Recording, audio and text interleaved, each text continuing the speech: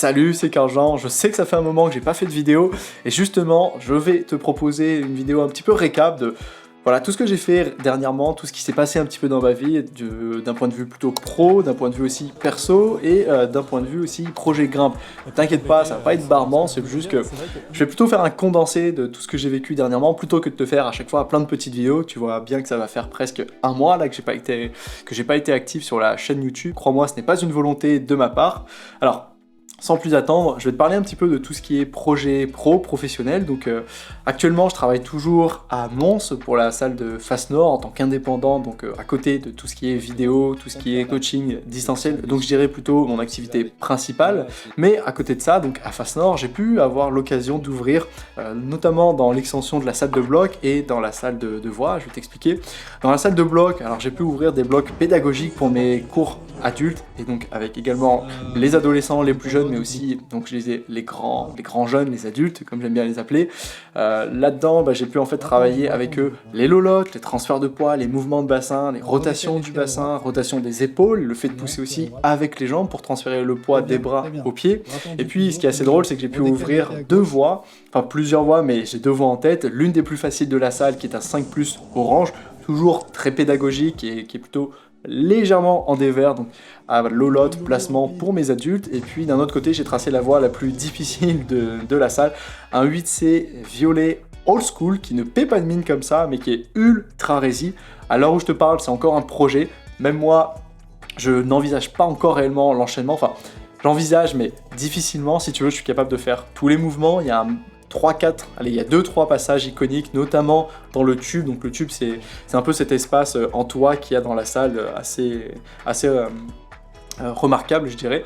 Et donc c'est une voie un peu comme les championnats de France que j'ai pu vivre l'année dernière, donc avec les qualifs, là où je me suis fait surprendre sur la marge de physique et de rési qu'il fallait pour enchaîner les voies, notamment en fait faire des mouvements quasiment avec des prises de 1 mètre. À chaque mètre, tu ne pouvais pas ramener les mains, et donc ça voulait dire que tu fais 1 mètre avec une main, un pied-main pour lâcher ta main, par exemple droite, et aller chercher une autre prise, main droite, bref, et ça de manière continue sur 15 mètres, bref, c'est un véritable enfer.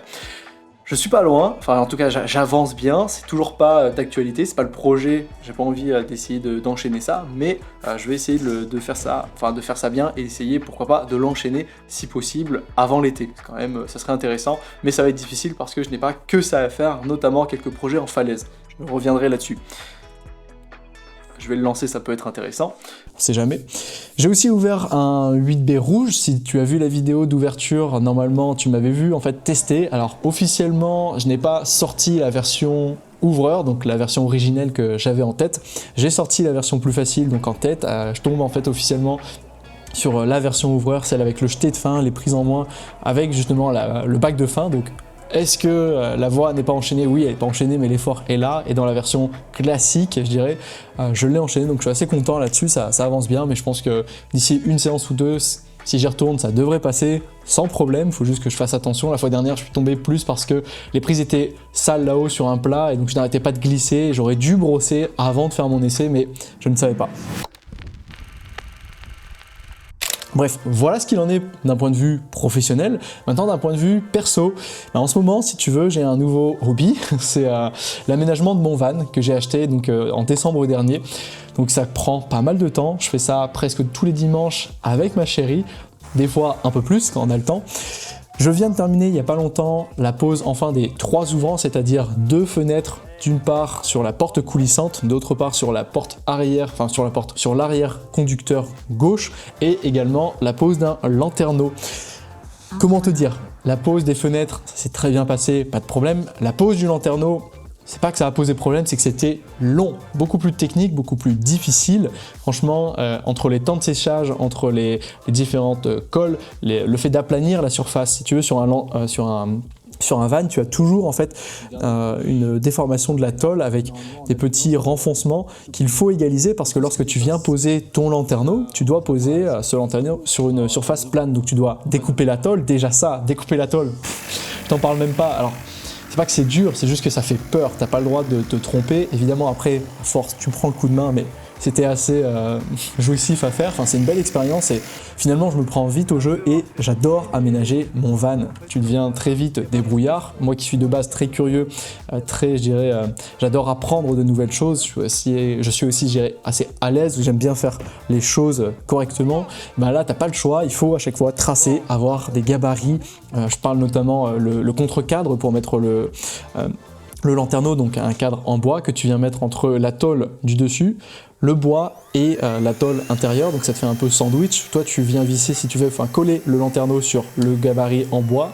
et le contre-cadre vers le bas pour faire un sandwich et permettre en fait à ton lanterneau de tenir, de ne pas avoir de jeu et surtout d'être hermétique, surtout également d'être étanche. Ça c'est le plus important, l'étanchéité. J'avais peur justement que ce ne soit pas le cas.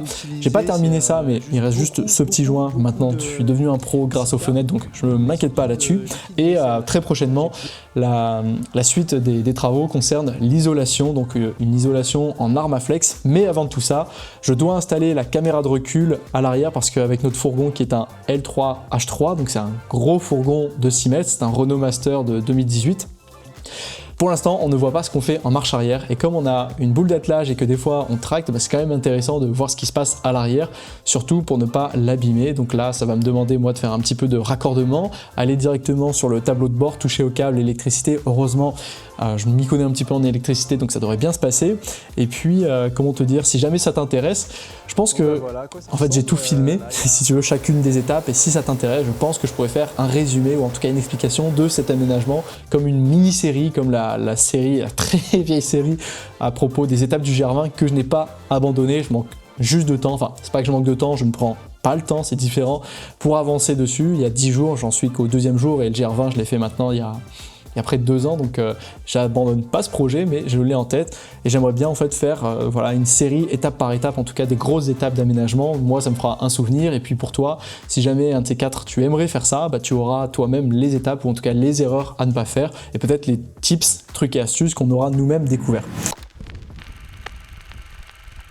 J'ai aussi récemment fait un semi-marathon, alors c'était pas pour moi, c'était le semi-marathon de Gand, c'était celui de ma chérie, mais plutôt que d'être du côté des supporters, moi j'ai couru le marathon, ce semi-marathon avec elle.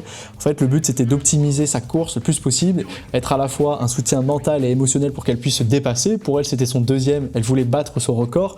La première fois qu'elle l'a fait, en fait, elle s'est cramée sur 10 km, puis les 10 autres, elle a rampé, j'ai envie de dire. Elle l'avait fait en 2,13 et j'ai réussi, en fait, si tu veux, à bien gérer. Enfin, j'ai essayé, j'ai fait de mon mieux pour lui faire office de pacer, donc lui donner une allure cible, ne pas aller trop vite, s'économiser sur les montées, relancer dans les descentes, lui donner ses ravitaux, donc tout ce qui est eau, nourriture, et finalement ça a payé. Après elle s'est super bien entraînée pour ça, elle l'a pris sérieusement, et je dirais que moi j'ai simplement donné l'étincelle, c'est elle qui a fait tout le travail. Elle a réussi à boucler son semi-marathon en 2h08, on a franchi la ligne d'arrivée ensemble, c'était juste génial, c'était incroyable, il y a eu beaucoup d'émotions, et un PR à la clé, alors que demander de plus?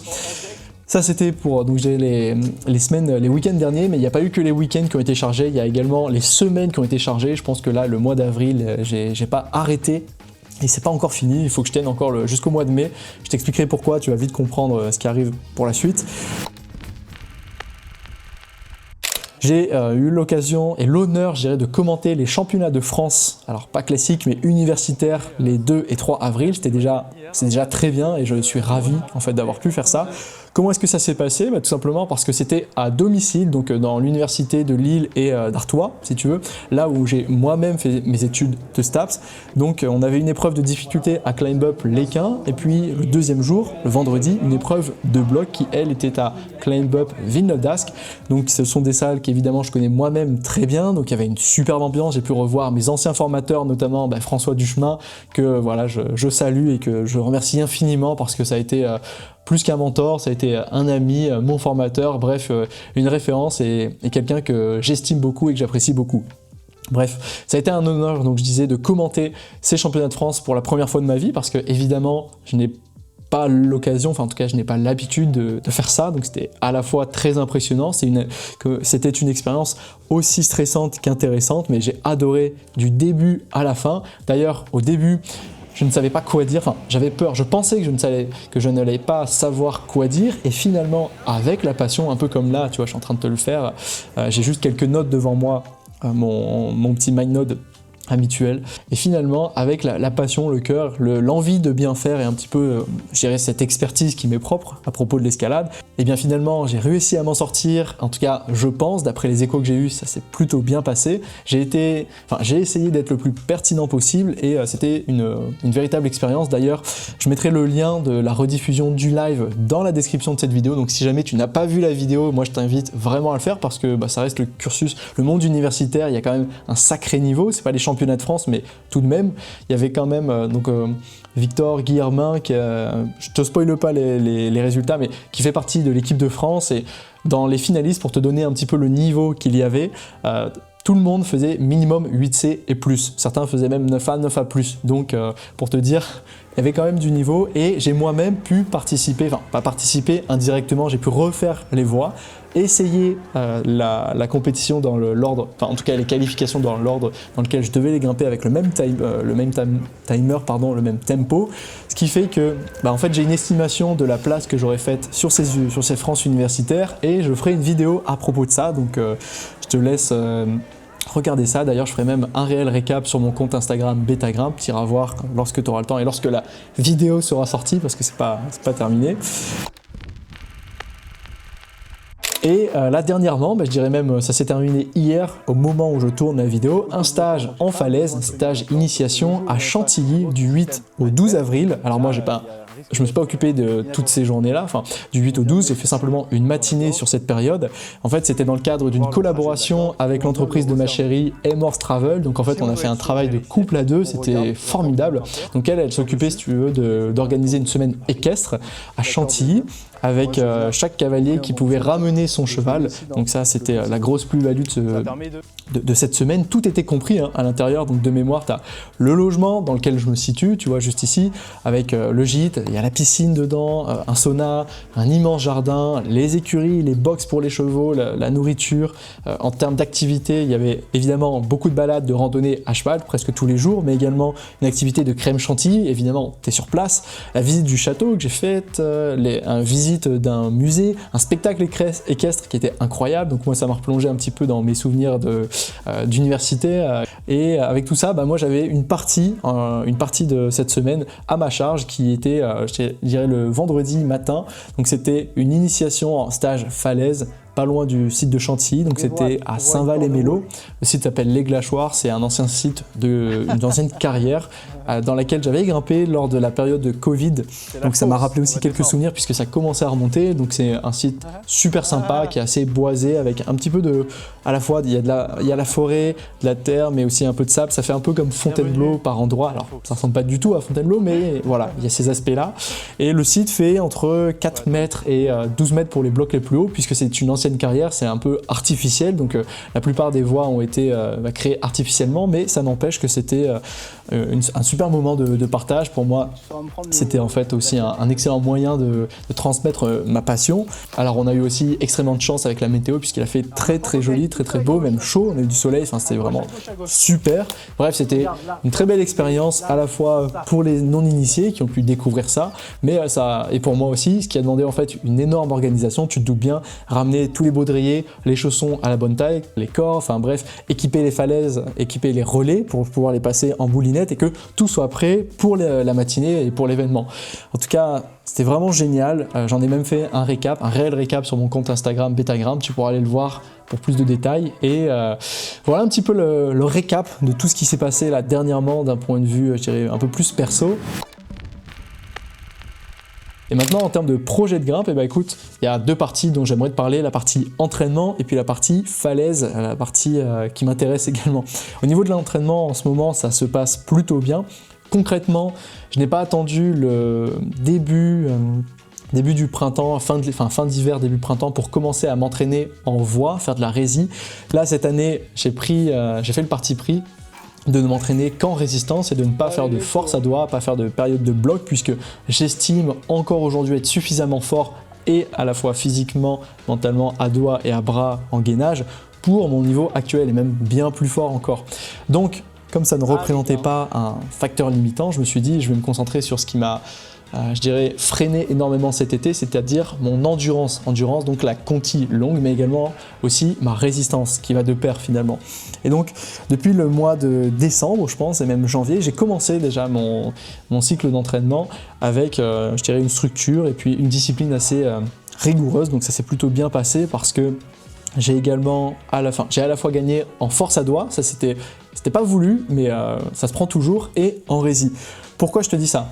En force à doigts, j'ai été récemment capable, notamment lorsque j'ai essayé mon 8C, là, le mauve, le violet, je l'ai tracé, puis à un moment donné, j'ai fait une séance pour le tester, je me suis échauffé, et j'ai été capable, alors je ne sais pas te dire si c'est la première fois de ma vie, mais en tout cas c'était l'une des premières fois de ma vie, de me suspendre à un bras sur 14 mm.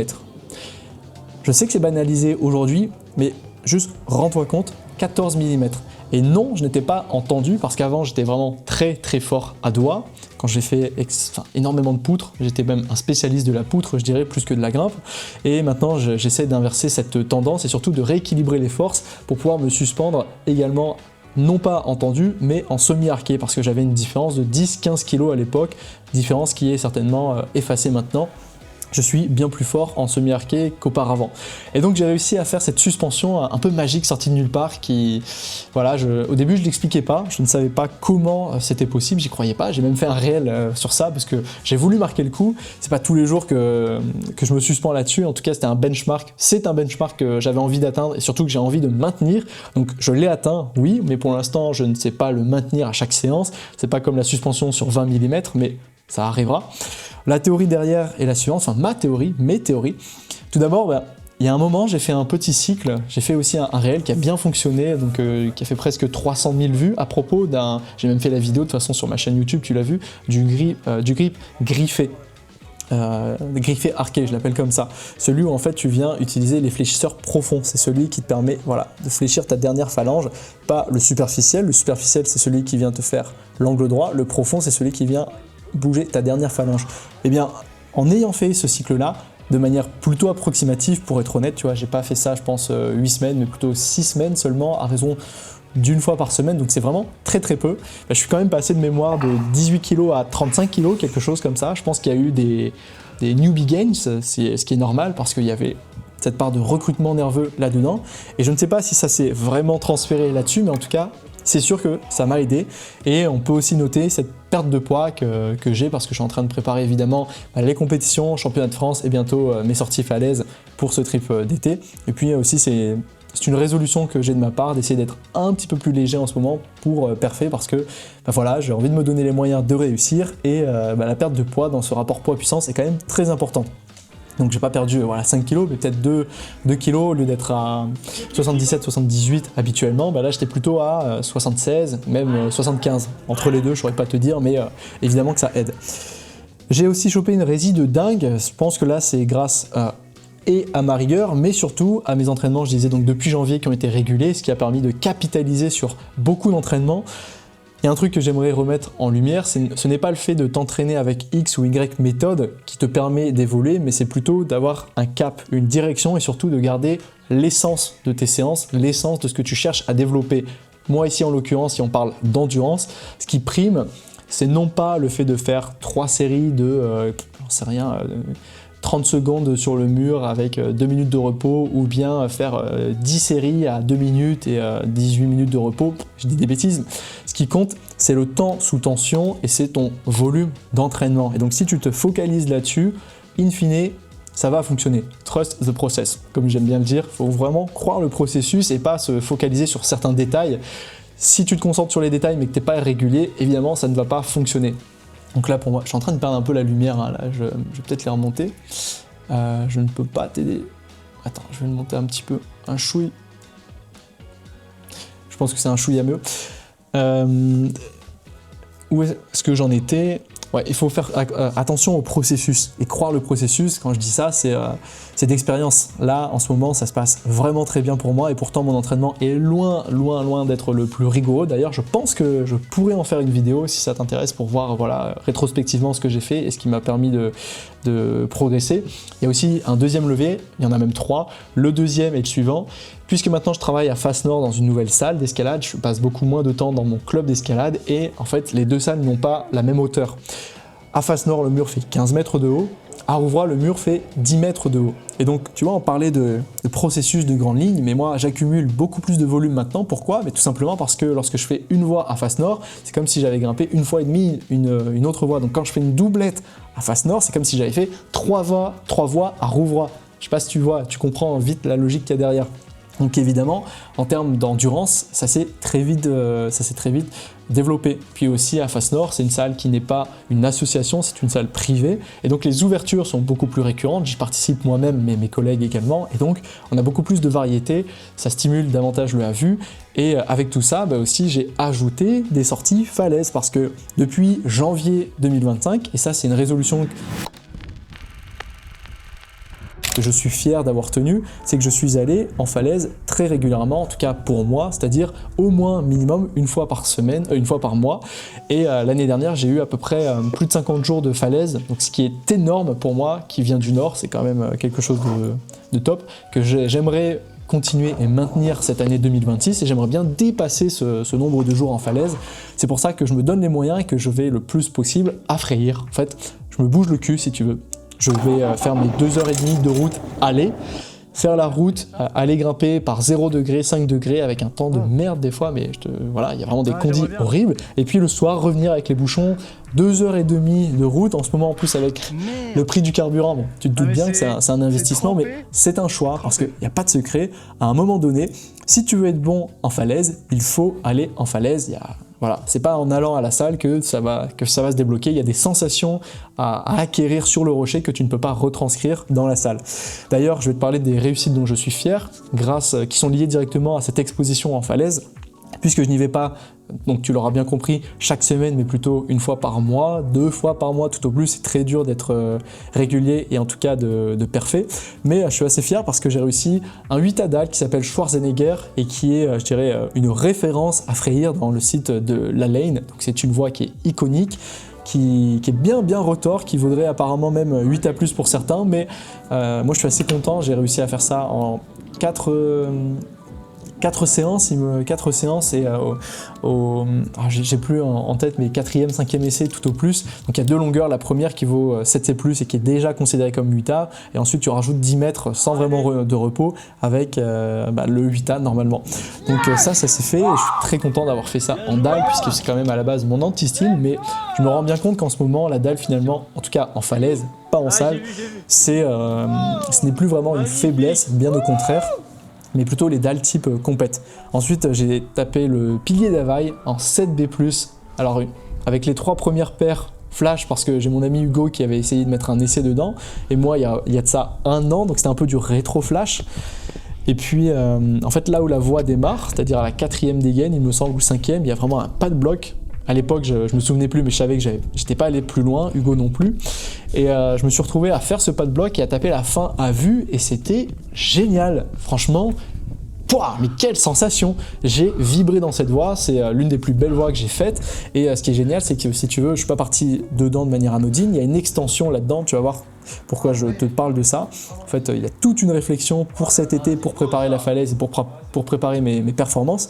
Le pilier d'Havaï, c'est un 7B+, avec une extension qui est dans un secteur, si tu veux, c'est une énorme proue avec un toit supplémentaire, et ce toit rajoute un plus à toutes les voies qui arrivent sous cette proue, sous ce toit. Et donc, le pilier d'Havaï est en 7B+, et puis tu as un pas de bloc qui s'appelle du coup le surplomb d'Havaï, qui te permet de faire 8A.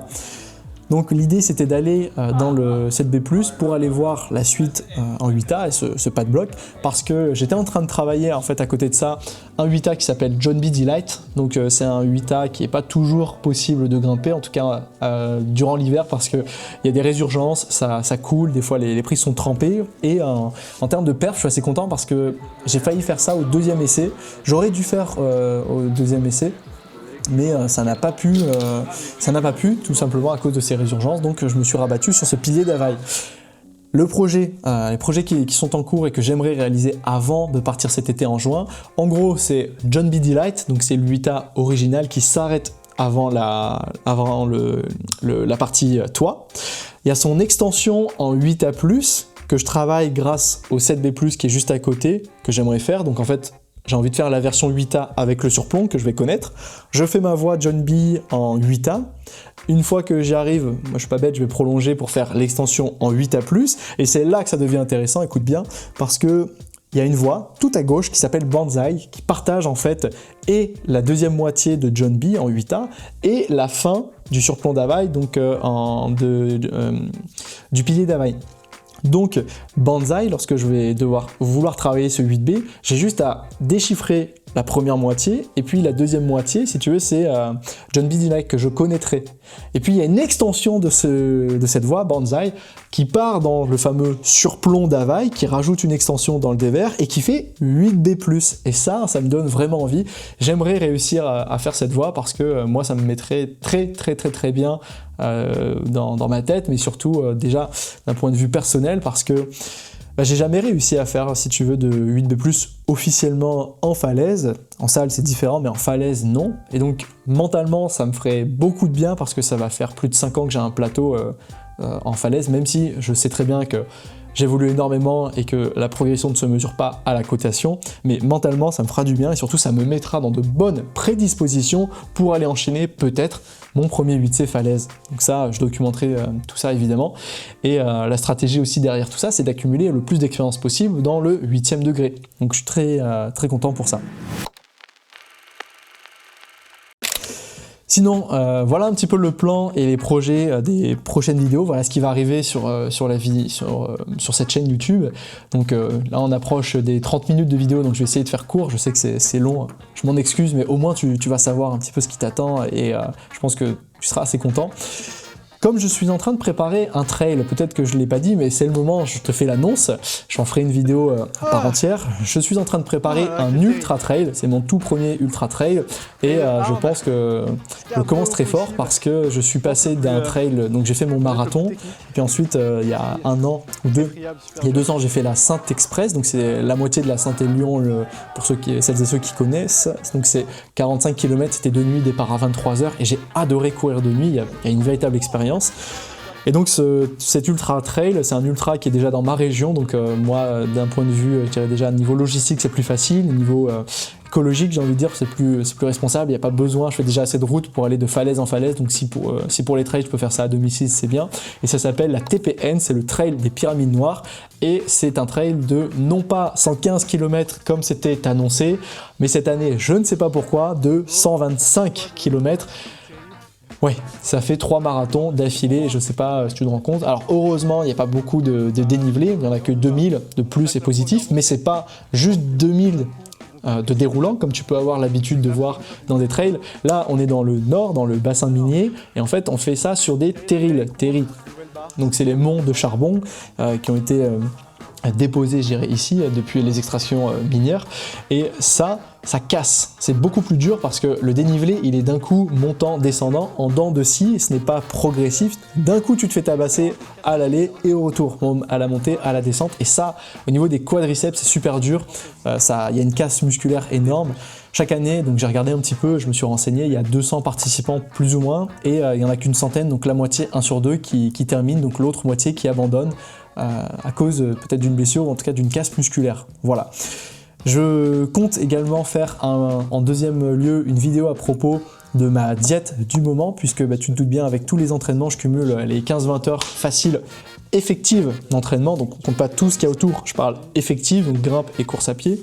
Et la semaine prochaine, donc pour moi, aujourd'hui on est samedi, donc à partir de lundi prochain, je vais commencer ma première semaine à plus de 100 km en volume hebdomadaire journalier avec un peu de D+, donc c'est une énorme semaine, c'est très dur à gérer, c'est pas facile notamment avec les compétitions. Demain j'ai la compétition des régions diff, et puis après je vais enchaîner sur les demi-France et espérons-le les France, et donc gérer ces compètes de voies avec le volume d'entraînement de course, trouver le temps d'aller courir, d'aller faire le van, d'aller faire ses vidéos, d'aller travailler à Face Nord, bref, c'est très difficile, d'où le fait d'avoir ralenti un peu ma cadence en ce moment.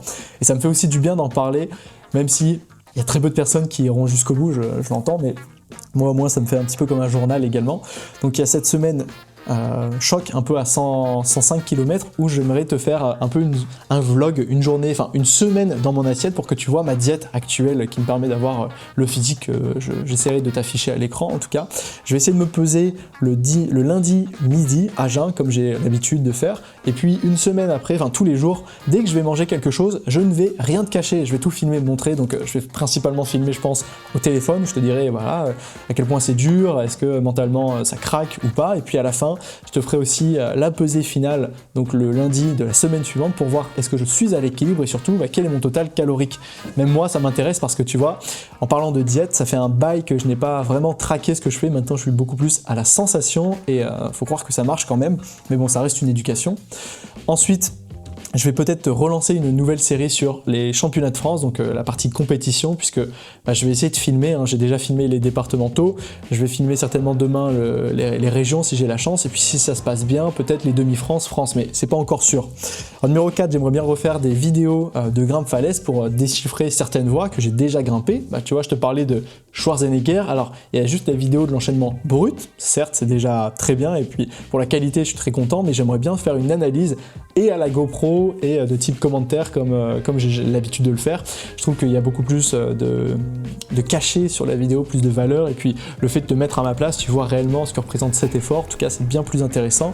Donc j'ai en tête ici Schwarzenegger un 8A, et puis Esprit Rebelle un 8B que j'ai grimpé à Rodéard l'été dernier, et j'ai tous les shots à la GoPro, donc je trouve que ça peut être intéressant. J'ai envie de faire aussi une mini-série sur, donc je t'en parlais, l'aménagement de mon van, en tout cas sur les étapes principales. Des vidéos aussi pour expliquer comment est-ce que je fais pour travailler, donc là une vidéo typée vraiment grimpe, hein. Comment est-ce qu'on fait pour travailler un projet, une voie, que ce soit en salle, mais notamment en falaise. Donc je ferai écho à la voie de Schwarzenegger en 8A pour te montrer voilà, comment j'ai fait, parce que j'ai filmé toutes mes séances, donc il y en a eu... je t'avais dit 4 normalement avec le bon temps, le mauvais temps, les petits tips, comment est-ce qu'on fait pour faire un essai dans de bonnes conditions.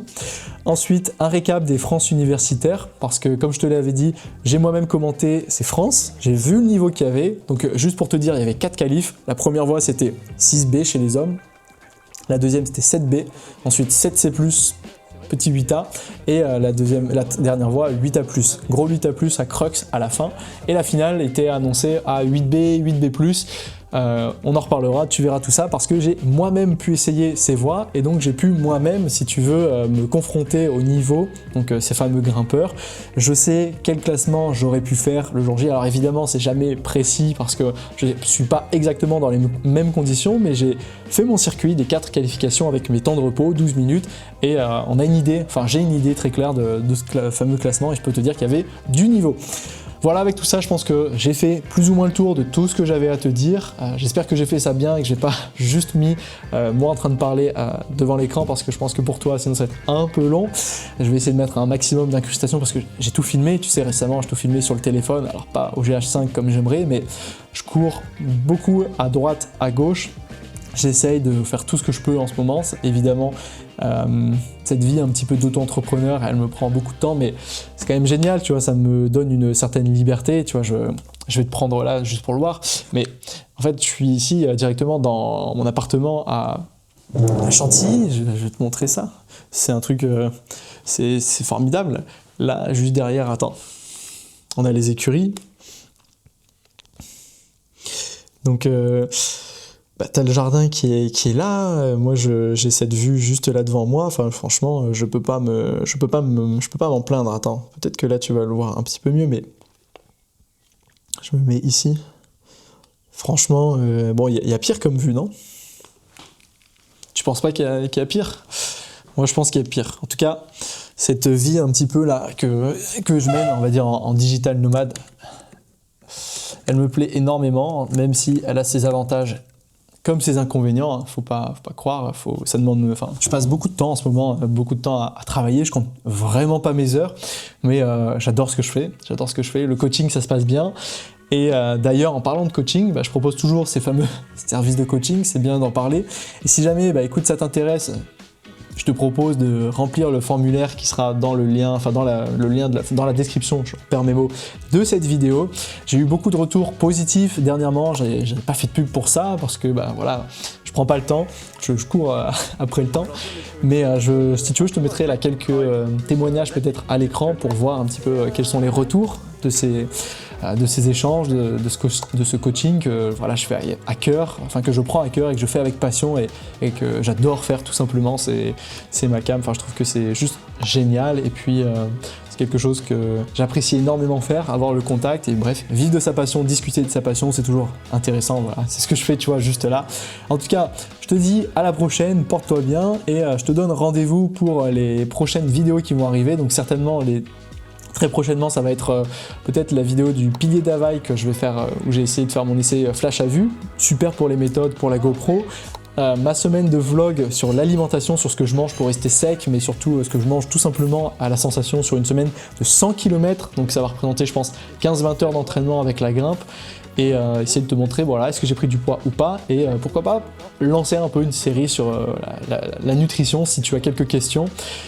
On verra tout ça, et en attendant bah, ça me fait bien une dizaine de vidéos à préparer avec le trail des pyramides noires, les championnats de France, la grimpe en falaise avec déchiffrer la voie, comment est-ce qu'on fait pour travailler ses projets, l'aménagement du van, les récaps des France et toutes ces vidéos un peu plus scientifiques. Voilà, il y a un beau programme et évidemment on n'oublie pas tout ce qui est entraînement, comment moi je m'entraîne, comment ça se passe, et je te tiens au courant de tout ça. Je te dis à la prochaine, porte-toi bien, entraîne-toi bien, c'était Carjean, ciao.